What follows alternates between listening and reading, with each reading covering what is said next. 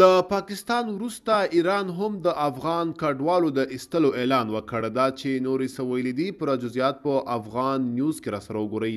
سلام، وخت مو بخیر. په مکړئ د نن ورځې تازه او مهم خبر ته. واحدي غیر قانوني کډوال به افغانستان ته ستانه کړی شي.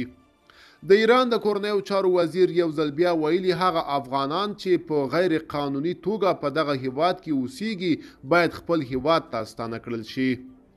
که څه هم احمد وحیدي د چا نوم نه دی اخیستی، خو ویلي دي چې دښمن غواړي د افغانانو او ایرانیانو ترمنځ د جګړو په رامنځته کولو سره افغان ځپنې ته لمن ووهي.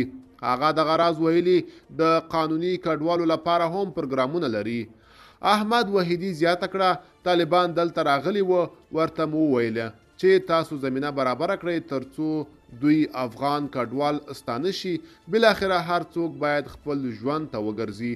تاسو باید کاري زمینې ورته برابرې کړئ دغو ستنېدونکو ته، او دوی وویل چې موږ ته یو څه اندازه وخت راکړئ.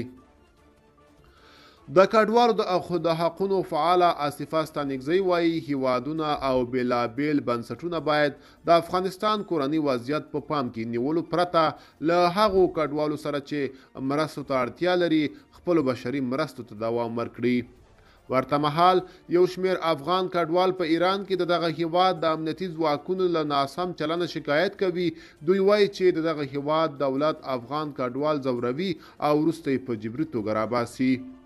په ایران کې افغان کډوال مسلم ستانکزی د افغان له بده وضعیته داسې وویل. په ایران کې کډوال په دوو برخو قانوني او غیر قانوني برخو ویشل شوي دي، چې غیر قانوني کډوال د جبري ایستو له ګواښ سره مخ دي او قانوني کډوال هم له ډیرو اقتصادي ننګونو سره مخ دي.